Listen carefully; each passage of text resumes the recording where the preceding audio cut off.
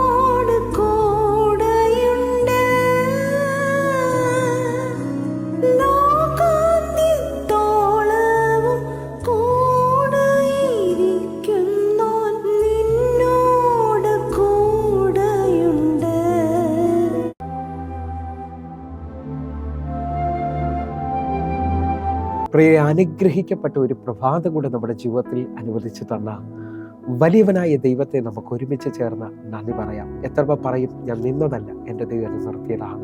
ഒന്നുകൂടെ പറഞ്ഞു കഴിഞ്ഞാൽ 2025 ഒക്ടോബർ മാസം 4-ാം തീയതി വരെയും എന്നെയും എൻ്റെ കുടുംബത്തെയും കണ്ണിലെ കൃഷ്ണമണി പോലെ സൂക്ഷിക്കുകയും വിടുവിക്കുകയും ചെയ്ത വലിയവനായ ദൈവത്തിന് നന്ദി പറഞ്ഞുകൊണ്ട് ഈ പ്രഭാത ചിന്തയിലേക്ക് നമുക്ക് ഒരുമിച്ച് അടുത്തു വരാം.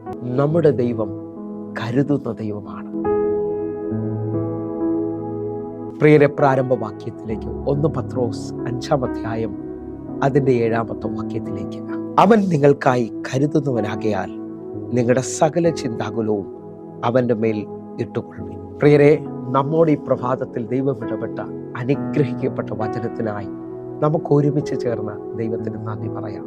ഈ പ്രഭാതത്തിൽ ദൈവം നമ്മെ കേൾപ്പിച്ച വചനം എൻ്റെ ദൈവം കരുതുന്നവനാണെന്നുള്ളതാണ്. ആ കരുതലുകളെ ഓരോ ദിവസവും തിരിച്ചറിയാൻ കഴിയേണ്ടതിനായിട്ട് ദൈവത്തിൻ്റെ കരുതലുകൾ എപ്പോഴാണ് നമ്മുടെ മേലിൽ വെളിപ്പെടുന്നതെന്ന് പത്രോസ് വിളിച്ചു പറയാണ്. സകല ചിന്താകുലവും നമ്മിൽ നിന്ന് മാറുമ്പോൾ ശത്രു എപ്പോഴും നമ്മുടെ ഉള്ളിൽ ആകുലതകളും ചിന്തകളും കൊണ്ടുവന്നിട്ട് എങ്ങനെയെന്നുള്ള ചോദ്യങ്ങൾ വെളിപ്പെടുത്തും. എന്നാൽ ദൈവവചനം ഉൽപ്പത്തി മുതൽ വെളിപ്പാട് വരെയും ശ്രദ്ധിക്കുന്നവർക്ക് വ്യക്തമായി മനസ്സിലാകും, തൻ്റെ ഭക്തന്മാർക്ക് അതാത് സമയങ്ങളിൽ ദൈവത്തിൻ്റെ കരുതലുകൾ വെളിപ്പെട്ടതായിട്ട്. ഞാനും നിങ്ങളും മുമ്പോട്ട് പോകണമെങ്കിൽ നിശ്ചയമായി ദൈവത്തിൻ്റെ കരുതൽ കാണാതെ മുമ്പോട്ട് പോകുവാൻ കഴിയത്തില്ല.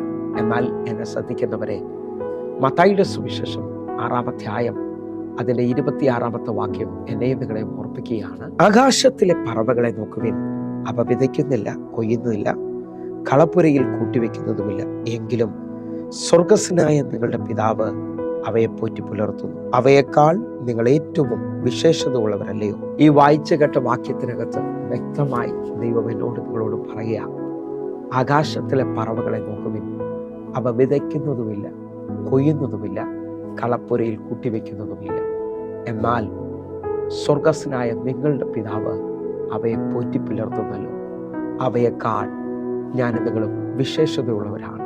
വിശ്വസിക്കാൻ പറ്റുമെങ്കിൽ ഈ പറവകളെ നോക്കി എനിക്ക് നിങ്ങൾക്കും ദൈവത്തിൻ്റെ കരുതലുകളെ ഗ്രഹിക്കുവാൻ, ആഴമായി മനസ്സിലാക്കുവാൻ കഴിയും. പറവ ഒരു നാളും ആഹാരം കിട്ടിയിട്ടില്ല എന്ന് പറഞ്ഞുകൊണ്ട് സൂയിസൈഡ് ചെയ്തതായി കാണുന്നില്ല. എന്നെ കേൾക്കുന്നവരെ, ഇന്ന് ഞാൻ നിങ്ങളും ഈ പ്രഭാതത്തിൽ തിരിച്ചറിഞ്ഞാട്ടെ, വ്യക്തമായി വാഗൊണ്ട് പറയാൻ പറ്റുമെങ്കിൽ പറഞ്ഞാട്ടെ, എൻ്റെ ദൈവം കരയുന്ന കാക്ക കുഞ്ഞുങ്ങൾക്ക് അതാതിൻ്റെ ആഹാരം കൊടുക്കുന്നവനാണ്. എൻ്റെ ദൈവം എനിക്ക് വേണ്ടി കരുതുന്നവനാണ്. ഈ വചനം നിങ്ങളോട് പറയുമ്പോഴും ഞാൻ വിശ്വസിക്കുന്നു, അന്നുള്ള ആഹാരം തന്നു വഴി നടത്തുന്ന, അന്നുള്ള എൻ്റെ ആവശ്യങ്ങളെ അറിയുന്ന എൻ്റെ കർത്താവ് എനിക്ക് വേണ്ടി പുത്തൻ വഴികളെ തുറന്നിരിക്കും. നിങ്ങൾ വിശ്വസിക്കുന്നവരാണെങ്കിൽ ആ കരുതലുകൾ ഈ മണിക്കൂറുകൾ നിങ്ങൾ അറിയാൻ പോവുകയാണ്. 147-ാം സങ്കീർത്തനം അതിൻ്റെ 9-ാമത്തെ വാക്യം നിങ്ങൾ ശ്രദ്ധിച്ചാൽ, അവൻ മൃഗങ്ങൾക്കും കരയുന്ന കാക്കക്കുഞ്ഞുങ്ങൾക്കും അതാതിൻ്റെ ആഹാരം കൊടുക്കും. ഈ വാക്യത്തിനകത്തൊരു ഭയങ്കര ആഴമുണ്ട്. അവൻ മൃഗങ്ങൾക്കും കരയുന്ന കാക്കക്കുഞ്ഞുങ്ങൾക്കും അതാതിൻ്റെ ആഹാരം കൊടുക്കുകയാണ്. എൻ്റെ ദൈവത്തിന് മിസ്റ്റേക്ക് പറ്റത്തില്ല, എൻ്റെ ദൈവത്തിന് തെറ്റ് പറ്റത്തില്ല, കൺഫ്യൂഷൻ ഉണ്ടാകത്തില്ല. നിനക്കെന്താണോ ആവശ്യം അത് വ്യക്തമായി എൻ്റെ കർത്താവ് നിനക്ക് വേണ്ടി വെളിപ്പെടുത്തി തരാൻ പോവുകയാണ്. നിങ്ങൾ വിശ്വസിക്കാമെങ്കിൽ നിങ്ങളും ഞാനും കാണാത്ത കരുതലുകൾ മുമ്പോട്ട് സ്റ്റെപ്പ് വയ്ക്കുന്ന ദൈവവൈതലിന് വേണ്ടി ദൈവം കരുതുകയാണ്. ഇസ്രായേൽ മക്കളെ 430 വർഷത്തെ അടിമത്വത്തിൽ നിന്ന് വിടുവിച്ച് ചെങ്കടലിന് മുമ്പിൽ കൊണ്ടുവന്ന് അവിടെ അവസാനിപ്പിക്കാനല്ല ദൈവത്തിൻ്റെ പദ്ധതി. അവരെ 430 വർഷം കരയിച്ച ഫറവോനെ ആ ചെങ്കടലിൽ അവസാനിപ്പിക്കാനാണ് ദൈവത്തിൻ്റെ പദ്ധതി. നീ കരഞ്ഞതും നീ സങ്കടപ്പെട്ടതും നീ വിഷമിച്ചതും നീ മറന്നാലും എൻ്റെ കർത്താവ് മറക്കത്തില്ല കേട്ടോ. ആ ചെങ്കടലിന് മുമ്പിൽ മോശയോട് ദൈവം പറയുക, ഇസ്രായേൽ മക്കളോട് നീ പറയണം എൻ്റെ ജനത്തോട് മുമ്പോട്ട് പോകാൻ. അതുവരെയും കാണാത്ത കരുതലിൻ്റെ ഒരു വലിയ കിഴക്കൻ കാറ്റ് അന്ന് രാത്രി അവർക്ക് വേണ്ടി വെളിപ്പെടുകയാണ്. ഭൂപടത്തിലോ മനുഷ്യനോ ലോകമോ കാണാത്ത ഒരു വഴി ഇതാ ചെങ്കടലിന് നടുവിൽ ദൈവം ഒളിപ്പിച്ചു വെച്ചിരിക്കുകയാണ്. നിങ്ങൾ വിശ്വസിക്കുന്നവരാണെങ്കിൽ അടുത്ത മണിക്കൂറിൽ ദൈവത്തിന്റെ കരുതൽ നിങ്ങൾ കണ്ടിരിക്കും.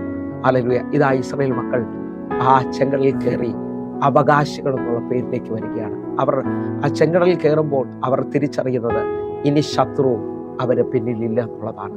ഈ പ്രഭാതം മുതൽ ദൈവത്തിന്റെ കരുതൽ നിങ്ങളെ സ്വാതന്ത്ര്യത്തിലേക്ക് കൊണ്ടുവരും, നിങ്ങൾക്ക് സ്വസ്ഥത തരും, സമാധാനം തരും.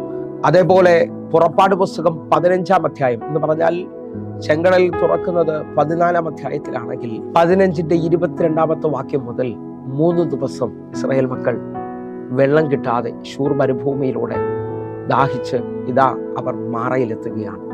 ആ മാറയിലെത്തുമ്പോൾ മാറയിലെ വെള്ളം കുടിക്കാൻ കഴിയത്തില്ല, കയ്പാണ്. ആ ജനം കരുതൽ കാണാതെ പിറുപിറുക്കുകയും ഭാരപ്പെടുകയും ചെയ്യുകയാണ്. എന്നാൽ അവിടുത്തെ 24-ാമത്തെ വാക്യം ഞാൻ നിങ്ങളെ ശ്രദ്ധിച്ചാട്ടെ. അപ്പോൾ ജനം ഞങ്ങൾ എന്തു കുടിക്കും എന്ന് പറഞ്ഞ് മോശയ്ക്ക് നേരെ പിറുപിറുത്തു. 25-ാമത്തെ വാക്യം, അവൻ യഹോവയോട് അപേക്ഷിച്ചു. യഹോവ അവനൊരു വൃക്ഷം കാണിച്ചു കൊടുത്തു. അവൻ അത് വെള്ളത്തിൽ ഇട്ടപ്പോൾ വെള്ളം മധുരമായി തീർന്നു. നിങ്ങൾക്ക് എത്ര പേർക്ക് ഉറപ്പിച്ച ദൈവത്തോട് നന്ദി പറയാൻ പറ്റും? എൻ്റെ കർത്താവ് നിന്റെ നിലവിളിയിൽ, നിന്റെ വിഷമത്തിനകത്ത് നീ കാണാത്ത വലിയ കരുതലുകൾ ഒളിപ്പിച്ചു വെച്ചിരിക്കുകയാണ്. ഇസ്രായേൽ മക്കൾ ഒരിക്കലും പ്രതീക്ഷിച്ചില്ല അങ്ങനൊരു വൃക്ഷം ദൈവം അവിടെ ഒരുക്കിയിട്ടുണ്ടെന്നുള്ളത്. ഹല്ലേലൂയ. ആ ദേശത്തിലെ ആർക്കും മനസ്സിലായിട്ടില്ല ആ വൃക്ഷം ആ വെള്ളത്തിൽ വീണാൽ ആ വെള്ളം മധുരമാകുമെന്നുള്ളത്. എന്നാൽ തൻ്റെ ജനം അവിടെ വന്നപ്പോൾ ഇതുവരെയും കാണാത്ത കരുതലുകൾ ദൈവം തുറക്കുകയാണ്. ഞാൻ ആത്മാവിൽ നിങ്ങളെ നോക്കി പ്രവചിക്കുകയാണ്. ഇതുവരെയും മറ്റാർക്കും വെളിപ്പെടാത്തതുപോലെ നിങ്ങൾക്ക് വേണ്ടി ഈ പകൽ ചില കരുതലുകൾ വെളിപ്പെടും. ഇതേപോലെ ഇസ്രായേൽ മക്കൾക്ക് കരുതിയതുപോലെ നിങ്ങളുടെ കണ്ണിൽ മറവായത് ചിലത് വെളിപ്പെടും. വിശ്വസിക്കുന്നതിനുണ്ടെങ്കിൽ നമ്മുടെ ദൈവം കരുതുന്നവനാ. നമുക്ക് കണ്ണുകൾ അടയ്ക്കാൻ പ്രാർത്ഥിക്കാം. ഞങ്ങളെ സ്നേഹിക്കുന്ന ഞങ്ങളുടെ നല്ല കർത്താവെ, പൂർണ്ണ ഹൃദയത്തോടെ ഞങ്ങൾ ഒരുമിച്ച് ചേർന്ന് ഞങ്ങളുടെ മക്കൾക്ക് വേണ്ടി പ്രാർത്ഥിക്കുന്നു. കണ്ണുനീരിൻ്റെ കയ്പിൻ്റെ അനുഭവങ്ങൾ മാറട്ടെ. ഇവർ നന്മയും മധുരവും അനുഭവിക്കട്ടെ. യഹോവ തേനിനേക്കാൾ മധുരമെന്ന് ഇവർ രുചിച്ചറിയട്ടെ. യേശുവിൻ്റെ നാമത്തിൽ ഞങ്ങൾ ഒരുമിച്ച് പ്രാർത്ഥിക്കുന്നു. ഒരു ദൈവ പ്രവൃത്തി ഇപ്പോൾ ഇവരുടെ മേളിൽ വെളിപ്പെടട്ടെ. യേശുവിൻ നാമത്തെ ഞാൻ പ്രാർത്ഥിക്കുന്നു. സ്വർഗത്തിലെ ദൈവം ഇവർക്ക് വേണ്ടി അത് ചെയ്തതിനായി നന്ദി. ആമേൻ, ആമേൻ, ആമേൻ. പ്രിയരേ, ഈ ബ്ലെസ്സഡ് മോർണിംഗ് നിങ്ങൾക്ക് അനുഗ്രഹമാകുന്നു എങ്കിൽ എന്നെ കേൾക്കുന്ന, എന്നെ കാണുന്ന ഓരോ ദൈവമക്കളും നമ്മുടെ യൂട്യൂബ് ചാനൽ സബ്സ്ക്രൈബ് ചെയ്യും, ഫേസ്ബുക്കിലേക്ക് നിങ്ങൾ ജോയിൻ ചെയ്യണമെന്ന് ഓർപ്പിക്കുന്നു. അതേപോലെ തന്നെ എല്ലാ ദിവസവും ഇന്ത്യൻ സമയം വൈകിട്ട് 6 മണിക്ക് നമുക്ക് സൂമിൽ ആരാധന നടക്കുന്നു. അനേകായിരങ്ങൾക്ക് അത് കൂടുതലായി തീർന്നിട്ടുണ്ട്. നിങ്ങളെ ക്ഷണിക്കുന്നു. നിങ്ങൾ കടന്നു വന്നാട്ടെ. God bless you. ആമേൻ.